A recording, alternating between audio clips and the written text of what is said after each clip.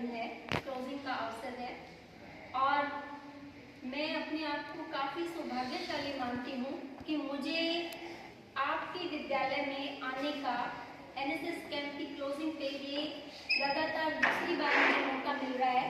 तो इस अवसर को मैं छोड़ नहीं सकती थी। आपसे रूबरू होने का जो मुझे अवसर मिल रहा है, इसके लिए मैं आपके महाविद्यालय के प्रिंसिपल सर, आपके NSS programme officer JP sir और समस्त विद्यालय परिवार को धन्यवाद करती हूँ कि मुझे इस अवसर पर आप सबने याद किया। मैं आज आपको कोई भाषण नहीं दूंगी क्योंकि इन 7 दिनों में बहुत सारे वक्ता आपके बीच में आए होंगे, अपने विचार साझा किए होंगे। इसके साथ ही आपके जो टीचर्स हैं वो भी आपको हर पल कुछ ना कुछ सिखाते रहते हैं। तो बहुत ज़्यादा इसको मैं लंबा नहीं खींचूंगी, सिर्फ आपसे बातचीत करूंगी और बातचीत भी वो जो बहुत ही सामान्य सी बातें हैं, बहुत ही साधारण सी बातें हैं जो हमारी हर रोज़ की, जो रोज़मर्रा की हमारी जो ज़िंदगी है इसके साथ जुड़ी हुई हैं। आपको और मैं अपने कॉलेज में भी अपने बच्चों को ये कहती हूँ कि जितने भी वक्ता आप सबके बीच में आते हैं उन सब से आप परेशान ना हुआ करें। ये जो कम्युनिकेशन है विद्यार्थियों और रिसोर्स पर्सन के बीच, वक्ता के बीच जो कम्युनिकेशन है, ये हमारी प्रैक्टिकल लाइफ में बहुत अहमियत रखता है, बहुत ज़्यादा ज़रूरी है ये कम्युनिकेशन का होना। एक बहुत ही छोटी सी कहानी से मैं आपको इस कम्युनिकेशन के महत्व की बात बताती हूँ। एक बार एक शिक्षक ने अपनी क्लास के 4 विद्यार्थियों को बुलाया अपने पास और उन्हें 4 बीज दिए और ये कहा कि आपको जो है मैं 15 दिन का समय दे रहा हूँ, 15 दिन का 20 दिन का समय है, इस बीज से आपने पौधा बना करके लेकर आना है। तो वो विद्यार्थी चले गए अपने घर अपना अपना बीज लेकर के। पहला जो विद्यार्थी था वो बहुत रिजर्व नेचर का था, बहुत कम बातचीत करता था, कम्युनिकेशन पावर जो थी उसकी वो बहुत कम थी। उसने उस बीज को अपने पास रखा और वो सोचता रहा कि इस बीज से पौधा कैसे बन सकता है। दूसरा जो बच्चा था वो अपने घर गया उस बीज को लेकर के। उसने अपने परिवार में बात की, अपने पेरेंट्स से बात की कि आज मेरे टीचर ने मुझे ये बीज दिया है और कहा है कि अगले 20 दिन में इस बीज से पौधा बना करके लेकर आना है। तो उसके पेरेंट्स ने उसको कहा कि अपना जितना उनको नॉलेज थी उस नॉलेज के आधार पे उसको ये बताया कि बेटा, बीज को जब हम मिट्टी में डालते हैं तो पौधा बनता है। तो उस विद्यार्थी ने एक पॉट लिया, गमला लिया, उसमें मिट्टी डाली और उसमें उस बीज को डाल दिया और इंतजार करने लगा कि वो कब पौधा बनेगा।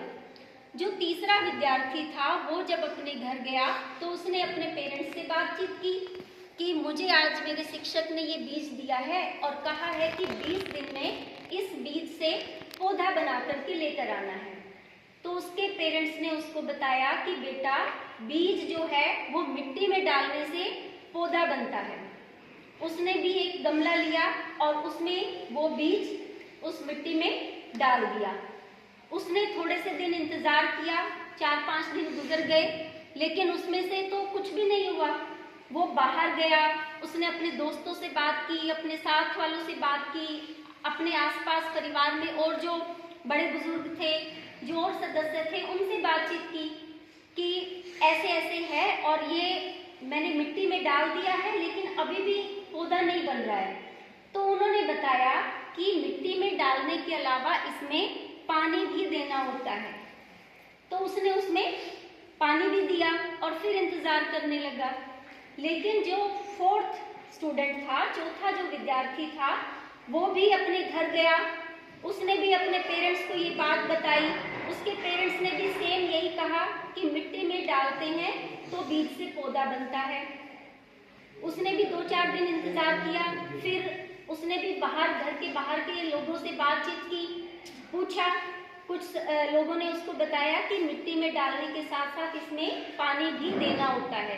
तो उसने उस गमले को मिट्टी में पानी भी दिया, लेकिन फिर 4-5 दिन हो गए और उसमें कोई भी हलचल नहीं हुई। तो वो गांव में निकल गया, घूमा गांव में, बड़े बुजुर्गों से बात की, जो भी मिले उसी से ये पूछता कि मैंने मिट्टी में बीज डाला है, पानी भी दिया है, लेकिन इसके बावजूद भी उसमें से पौधा नहीं बन रहा है। तो कुछ समझदार लोगों ने उसको बताया कि बीज से पौधा बनने के लिए मिट्टी की जरूरत है, पानी की जरूरत है और उसको धूप में भी रखना होता है, उसको धूप की, सनलाइट की भी जरूरत होती है। तो उसने अपने गमले को अंदर से उठा करके बाहर धूप में रखा, कंटिन्यू उसमें पानी भी वो देता रहा और 15 दिन में जो वो बीज था वो अंकुरित हो गया। और जब स्कूल में 20 दिन के बाद वो चारों विद्यार्थी पहुंचे, पहले वाले के हाथ में ही बीज था, क्योंकि उसने सिर्फ वो अपने आप से सोचता रहा क्या करना है इसका, लेकिन उसने किसी से भी बातचीत नहीं की। तो वो बीज का बीज ही लेकर के आया। दूसरा विद्यार्थी केवल गमले में उसने मिट्टी में बीज डाला, उससे वो अंकुरित नहीं होना था तो उसका भी अंकुरित नहीं हुआ। इसी तरह से तीसरे विद्यार्थी ने, जिसमें मिट्टी भी डाली, पानी भी डाला, लेकिन उसको सनलाइट में उसने नहीं रखा, जिसके कारण वो बीज का अंकुरण नहीं हुआ। और फोर्थ विद्यार्थी, जिसका जितने ज्यादा लोगों से उसने बातचीत की, हर व्यक्ति ने उसको अपना एक्सपीरियंस बताया, अपना जो जितनी भी नॉलेज उसको थी वो सब बताई। उसने उसको मिट्टी में भी डाला, उसमें पानी भी दिया, उसको धूप भी दिखाई और उसका जो बीज था वो उसका अंकुरित हो गया और एक छोटे पौधे में तब्दील हो गया। तो कम्युनिकेशन इसलिए बेहद आवश्यक है, जीवन में बहुत जरूरी है। जब तक आप किताबों से पढ़ रहे हो, किताबों से नॉलेज ले रहे हो, आप अपने टीचर को नहीं सुन रहे, वो जो समझा रहे हैं, वो जो बता रहे हैं, उसको आप ध्यान से नहीं सुन रहे हो, नहीं समझ रहे हो, उसके अनुसार आप जो है काम नहीं कर रहे हो, इसके बाद क्या केवल किताबी ज्ञान से आप एक अच्छे नागरिक, एक अच्छे इंसान बन सकते हैं?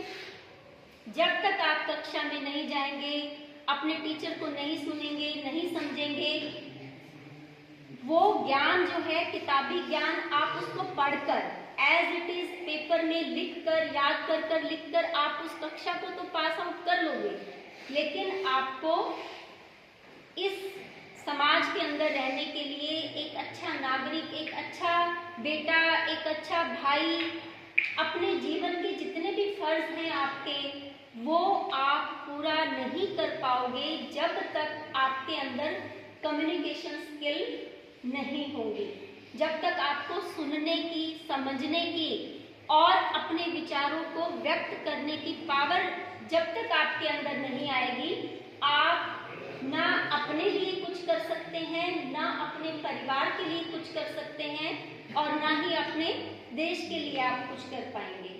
तो इसलिए ये एक बहुत ही छोटा सा एग्जाम्पल मैंने आपको बताया कि बच्चे के अंदर, व्यक्ति के अंदर कम्युनिकेशन स्किल का होना कितना आवश्यक है। दूसरी चीज, अब आपके साथ जो ये जिस दौर से आप गुजर रहे हैं, अभी आप 11th में हैं, कुछ विद्यार्थी मैक्सिमम आप 12th के होंगे, 12th पास आउट कर देंगे।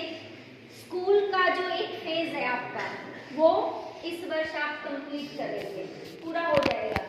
और नेक्स्ट ईयर, अगले साल जो है, कुछ महीने के बाद ही मार्च अप्रैल में आपका ये पूरा हो जाएगा और आप जो है मई से एक नए फेज में प्रवेश करेंगे।